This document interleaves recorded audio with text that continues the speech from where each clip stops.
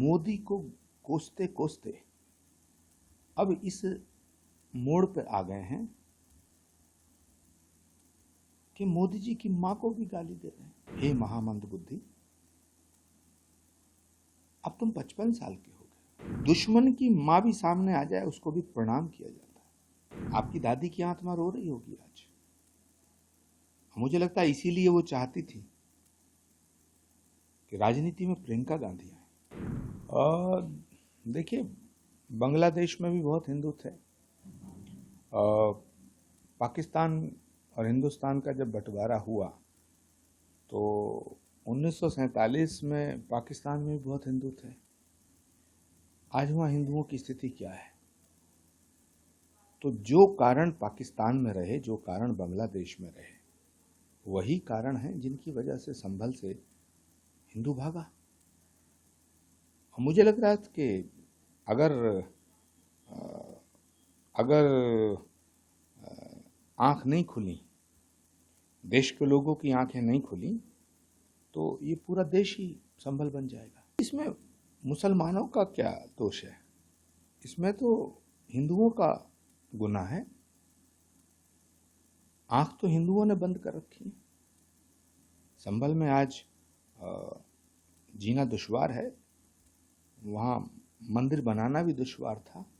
श्री कल्की धाम का निर्माण हो, ऐसा हम चाहते थे। श्री कल्की धाम के निर्माण की जब हमने घोषणा करी तो उस पर पाबंदी लगाई गई। वो तो भला हो भारत के प्रधानमंत्री जी का, जिन्होंने आकर श्री कल्की धाम का शिलान्यास किया। लेकिन अगर हिंदू ना जागा, हिंदुओं की आंखें नहीं खुली,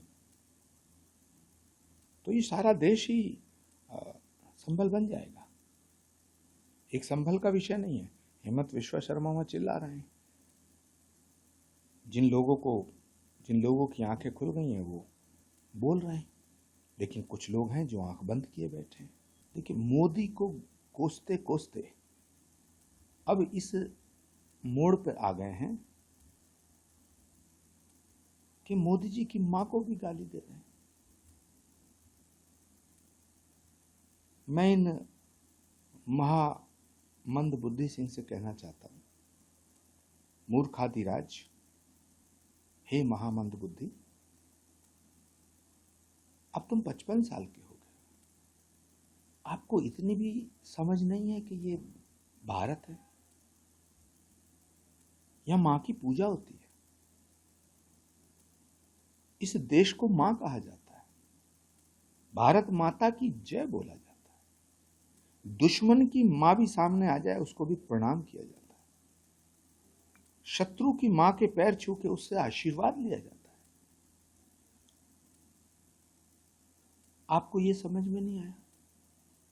रोज नरेंद्र मोदी को गरियाते हो, पेट नहीं भरा अभी गाली देते देते, उनकी मां को गाली देना शुरू करा दिए हो।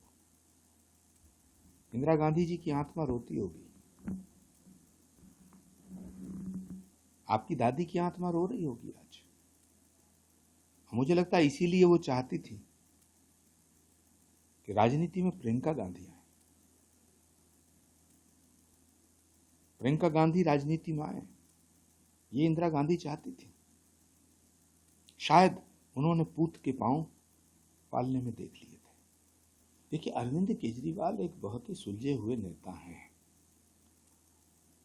अगर उन्हें ऐसा लगता है कि उनके साथ अन्याय हुआ है और नेशनल हेराल्ड में कोई व्यक्ति अभी तक जेल नहीं गया है, तो इस बात का संज्ञान लिया जाना चाहिए।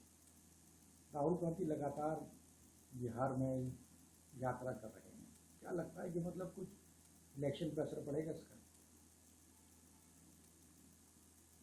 देखिए, यात्रा की एक आत्मा होती है और राहुल गांधी जी की यात्रा में आत्मा नहीं है। बिहार में जिन लोगों को वो बुला रहे हैं वो तो सब वो हैं जो बिहारियों को गाली देते थे। स्टालिन बिहारियों को खदेड़ने की बात करते हैं, और तेलंगाना चीफ मिनिस्टर रेवंत रेड्डी वो बिहारियों को गाली देते हैं, दोनों मंच पे थे। अब राज ठाकरे को और बुला ले राहुल जी, तो राहुल गांधी जी राज ठाकरे को बुला के बिहारियों को गाली दिलवाएं। तो मुझे मुझे लगता है ये जो यात्रा है इसमें आत्मा नहीं है, और बिना आत्मा के शरीर शव हो जाता है। तो इस यात्रा का कोई प्रभाव बिहार की राजनीति पे पड़ने वाला